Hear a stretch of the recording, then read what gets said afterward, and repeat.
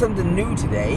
I'm leaving like 15 minutes earlier. It's only 15 minutes, but it seems like there's a lot less traffic, which is kind of nice. I only did it because I wanted more time in the morning. Plus, we have this like kind of a flexi studio thing where it's like, if I go in like an hour earlier, I can leave like an hour later. But before I was all like, I still won't get up too early, you know. But this new lifestyle choice, see my new name for it, it definitely feels me more energized, and I feel like when I get up in the morning, I'm not as tired anymore.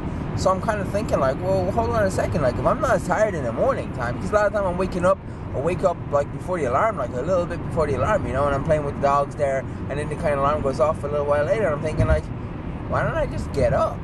And then that means I can go home earlier. Plus it's getting a lot brighter, which is much more of an incentive to get out earlier. Before it was like, what, you leave there at 4 or 5, doesn't really matter, because like it's just dark and dreary and blah blah blah. But now it's like really bright and stuff, and it's like, hold on a second, I could actually achieve things.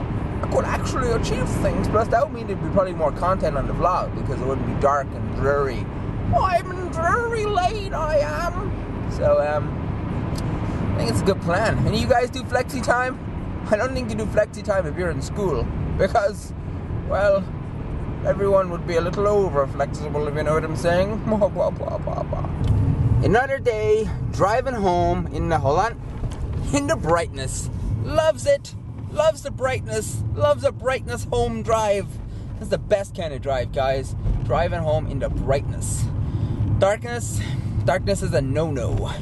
The dark and Nassos is a no-no. Especially driving home on a Monday, because you're thinking, woohoo, Monday's out of the way. Careful with the bitesies. Look at these two little ones I come home to every day.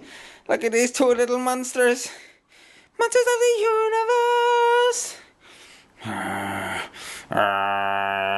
Dad. I'm gonna bite your hand off, Dad. I'm gonna bite it so good. Whoa. Hey, watch it, Zena. I'm trying to have some quiet time here. I'm going to have some quiet time. Were you guys good with Mom? Were you guys good for Mom today? Huh? Was there no any bad wind? Any bold wind? Was there heavy? Scrumbalicious, scrumbalicious, scrumbalicious. Who's a good boy? Who's a good boy? Who's a good boy? Who's a good boy? He's a good boy. He's a good boy. He's a good boy. Zena's a good girl. Who's that? Who's that? Is that Mommy? Hi, Mom. Hi, Zena. Hi, Ollie. Oh, what is that with some time with Dad here? I just seen some Dad here. Okay, hold on. Dad's gonna put me down. Charge! Charge! What has my lady made for me? Ooh, I love salmon. Salmon on salad. Salmon salad? Salmon salad? Guys, I want to have a bit of a rant here, right? I want to ask you guys some sort of advice. Because you're like, I was just saying to Anna, I was like, some of you guys I consider like my internet parents, in a way. And some of you are like my internet brothers and sisters, and some of you are like my internet kids. Okay? We have different relationships, you know, and this is one of these this is one of the times in a relationship where I just want to talk to you guys. And I want to explain a sort of a situation that's unfolded. And I kind of need some advice, and normally the people that I go to for this kind of advice, they're not really in my life anymore, and I've been kind of lost for a while. We're coming up to our wedding, you know, which is a couple of months away. And one of the questions Anna's asked me for quite some time is like about inviting my parents, you know, and obviously I'm going to invite my mother, but when it comes to inviting my father, it's like, it's very, very conflicting, because some of you may or may not know, or may have been subscribed to us long enough to know that last year my father remarried, and during the wedding ceremony there was a small bit of drama which escalated and escalated and escalated to sort of, you know, upsetting Anna and then Anna's family, and it got very aggressive and it got very silly, and, you know, it went on, it was unresolved, you know, I don't want to go too much into detail, but it was pretty crazy, and, you know, time has gone by and nothing's ever happened, you know, and then when we got engaged, you know, I called my whole family, you know, and I called my dad, and he was still angry and stupid, like, you know, and I sat there and I didn't rebuttal. I just sat there calmly, you know, And anyone that knows me, you know, I'm a very, very calm person. I'm very patient. You know, I can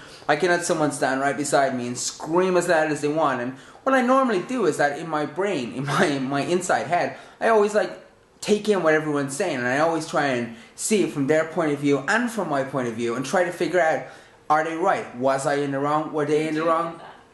I do that all the time. You know, Anna sometimes when she's fighting with me, you know, she'll say that to me and she'll be like, are you not listening? I'm like, you know what, I think I was wrong. And I always say that, and I'm like, why can't you be like that? Why can't you just calmly look at the situation, stop and go like, you know what, I think I was wrong. And it's like, I would never act like that. She beats me, she does. So, you know, and I put it on speakerphone because I wanted Anna to know that, like, you know, it wasn't just, you know, because she's always like, why didn't you say this and why didn't you say that to him? And so that's not who I am, you know. I'm a processor, you know. I take information, I process the information, I analytically look at the situation, I try and see it from both angles and both point of views, and if I feel that there's a valid situation where I have done wrong, then I feel that, yeah, I'll apologize and I will feel that it's my fault and I can rectify the situation. But this particular situation, I wasn't at fault. I felt that they were subjecting Anna to almost harassment over this situation, which indirectly does not affect Anna. It's my father who got married, therefore the problem should lie with me and I should be the point of contact, but not. But it was going past. So the situation escalated out of control, out of my reach anyway. So, you know, months had gone by, we got engaged, I rang them, the anger was back, it was right there, it was screamed at, and it was like, why is this here, you know? So we ended the conversation, and that was, I don't know when that was a couple of months back, you know. And I said, and then we, you know, we were like, okay, planning the wedding, we were putting names down and stuff, and then I was deciding, like, you know, do you invite them? And most of you guys know Anna's dad passed away 2 years ago, so Anna doesn't have a father in her life, but I do, but I don't, you know. I have a distant father, and I feel like there's times in my life when I really want my father's input, but I don't have that. I don't have the person that to go to ask advice to. And when it's coming towards my wedding, it's like I want the symbolism of my parents present. Even though my parents have gone off and they have different relationships with different people, I still want to experience both my parents at what is a very important time for me, you know. And I'm kind of torn between what to do now. So Christmas came, New Year's came, I heard nothing. And it's my birthday in like 5 days or 4 days. It's on Sunday. My birthday's coming up on Sunday, right?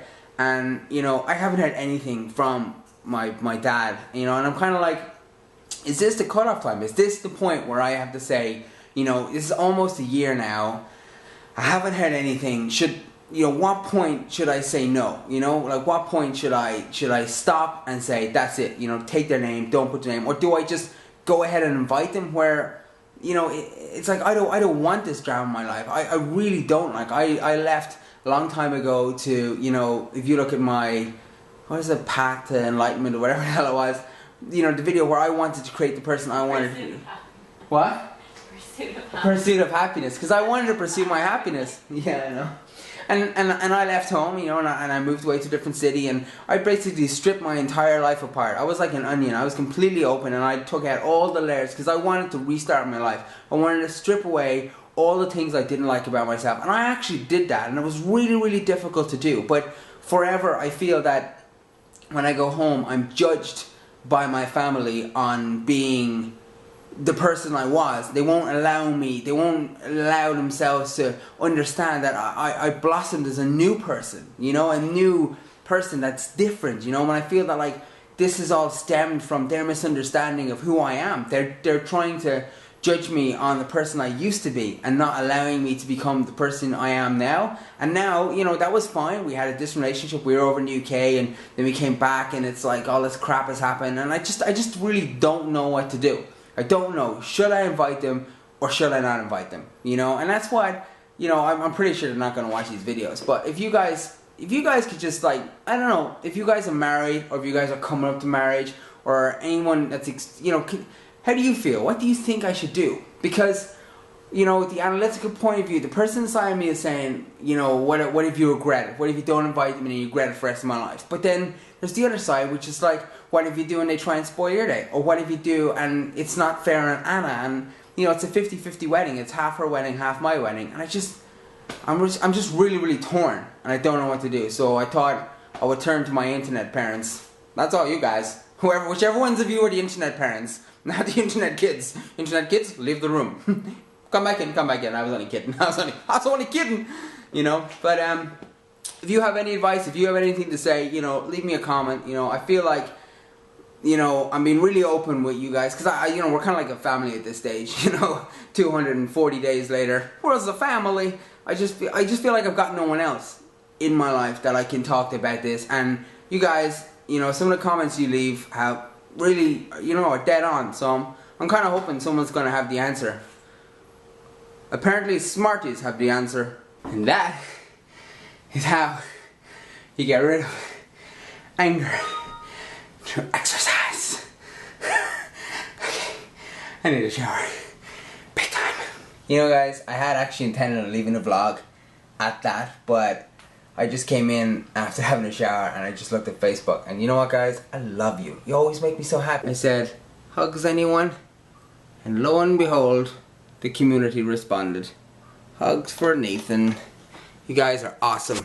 And of course, people on Twitter also are rock and rolling. You guys always make me happy. What did I do without you, huh? Give me a hug. Give me a real hug. Come on, come on.